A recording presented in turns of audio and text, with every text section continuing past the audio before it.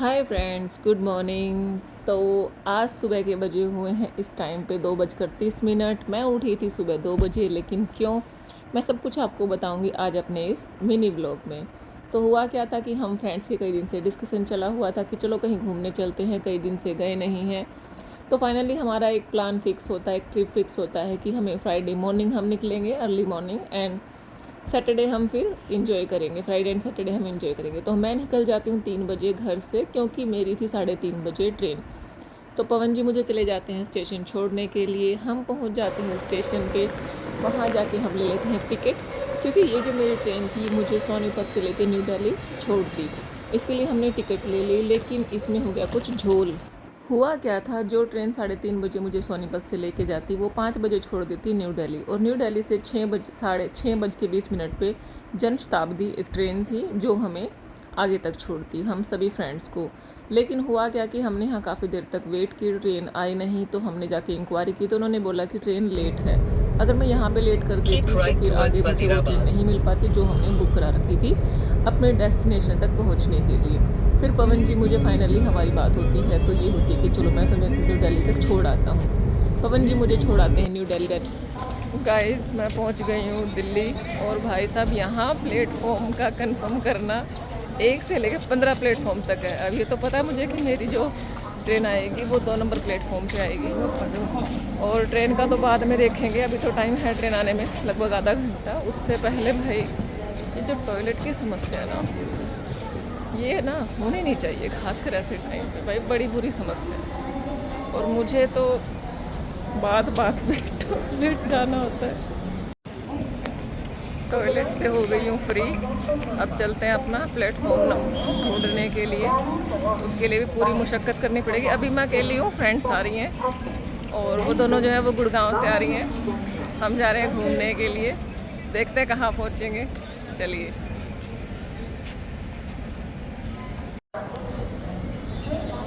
और भाई ये भी ना अलग ही लेवल का एक्सपीरियंस है कि अभी मैं, एक हाथ में मेरे बैग है, फ़ोन भी नहीं पकड़ना आ रहा, बनाऊंगी मैं ब्लॉगिंग। ये ठीक है, ये बैग है, और यहाँ पे भी शायद चेकिंग के लिए बैग वैग रखने होते हैं। तो भाई मैं रख देती हूँ अपने बैग को, ये रख दिया।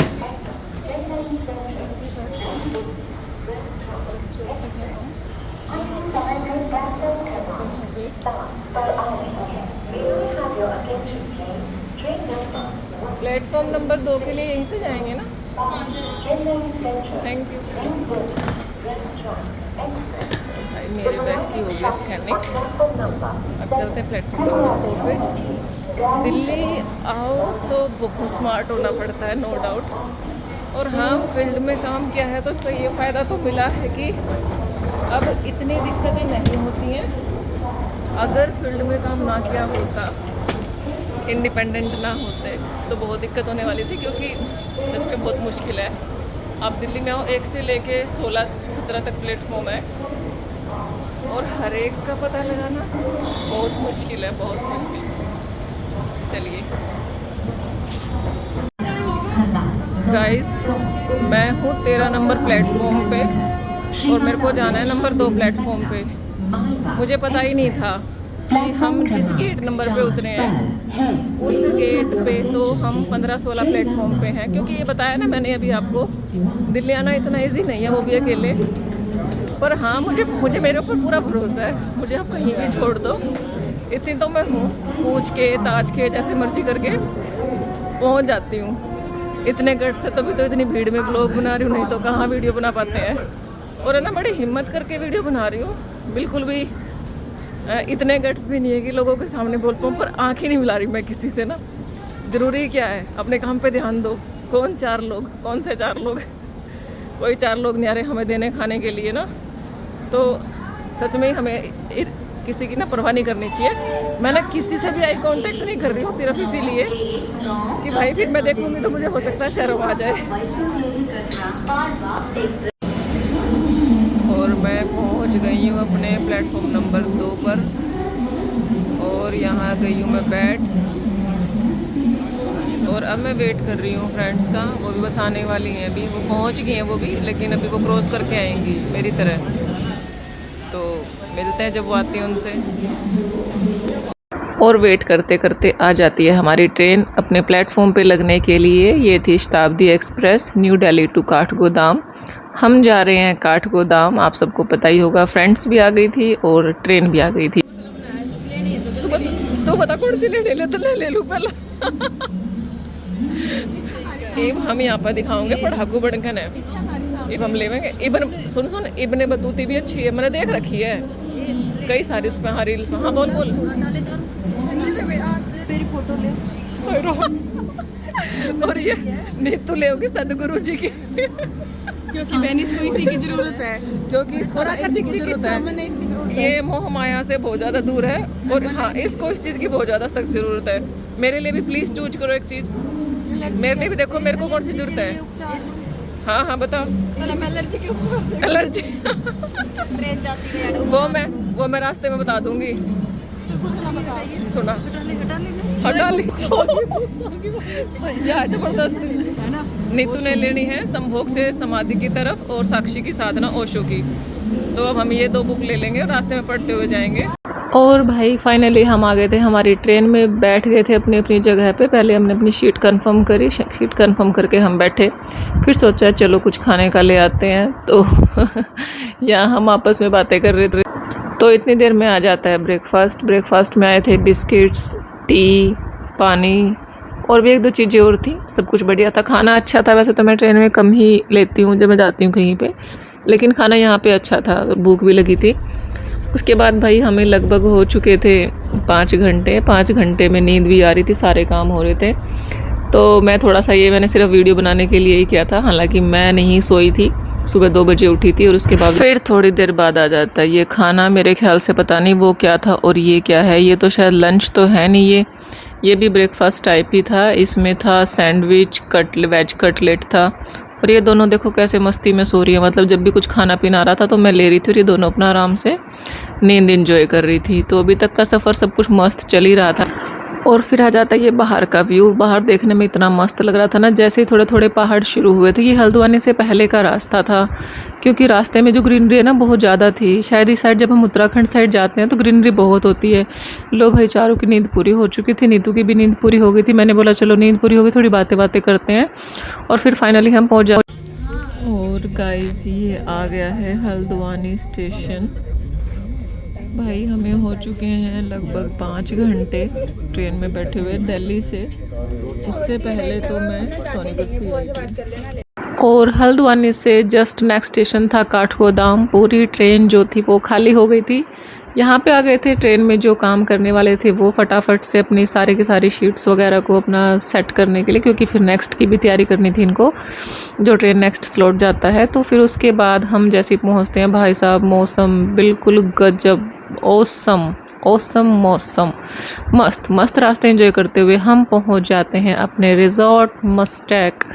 और यहाँ पे हम आते हैं अपने लगेज के साथ। यहाँ तक हमें छोड़ दिया था टैक्सी वाले भैया ने। उसके बाद हम पहुँचते हैं अंदर पहुँच के हम तैयारी कर देते हैं चेक इन करने की।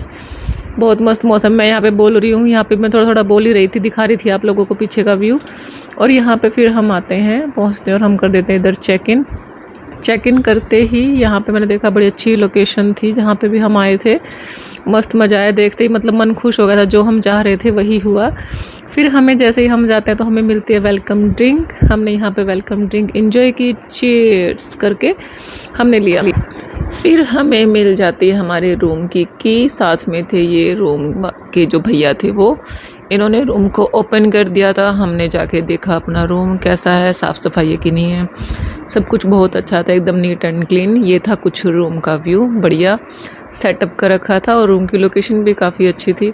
हमने लाइट ऑन करके देखी कि लाइट वाइट ठीक ठाक है, विंडो वगैरह ठीक है। हमेशा जब भी आप भी कहीं जाते हैं तो हमेशा विंडो वगैरह ज़रूर चेक करें। कई बार है ना विंडो में लॉक नहीं होते हैं तो बड़ा अनसेफ सा रहता है। तो हमने सब कुछ अच्छे से चेक कर लिया था। और मैं आपको बाहर का व्यू दिखाती हूँ। अंदर रूम में से कुछ इस तरह का दिखाई दे रहा था, काफ़ी अच्छा लग रहा था, बहुत मस्त लोकेशन थी। तो सब कुछ देख दाख के मन एकदम खुश हो गया था कि हाँ हम सही जगह पे आए एकदम से। रूम काफ़ी बड़ा था, वॉशरूम भी बहुत बड़ा था, हम तीनों इजीली इसमें रह सकते थे। ठीक है, उसके बाद सब रेडी वेडी होने का हमने तैयारी की, क्योंकि हम पहुंच गए थे लगभग 1:30 बजे के आसपास रूम में, तो हमें कहीं बाहर के लिए जाना भी था।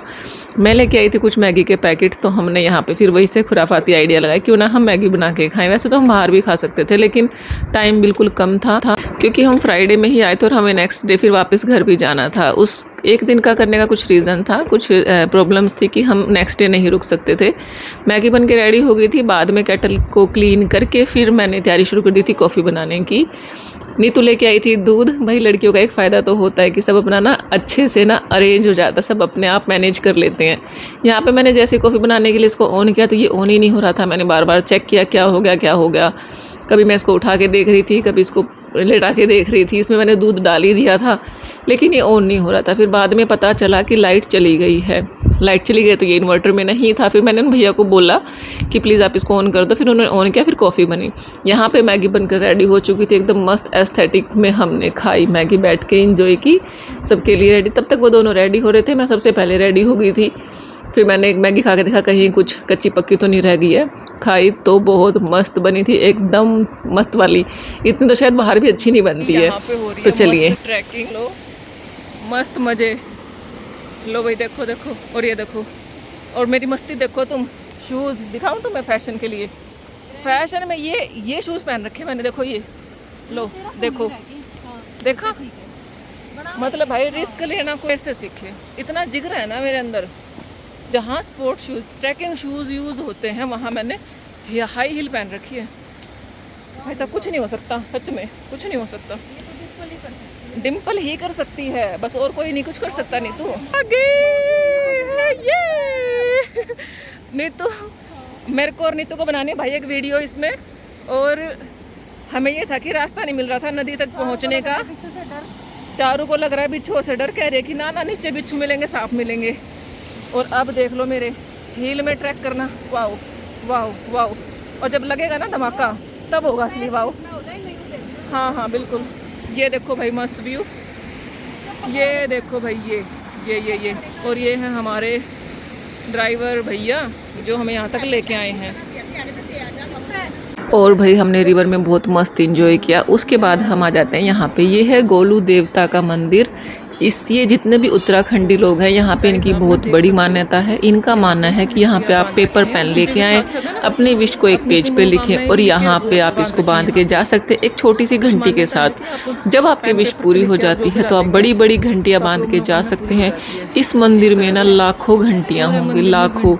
आप जहाँ देखेंगे बहुत बड़ी बड़ी घंटी हैं, बहुत छोटी छोटी घंटे। मीन्स इतना अच्छा लग रहा था ना भाई, ये पूरा मंदिर ही घंटियों से भरा हुआ था।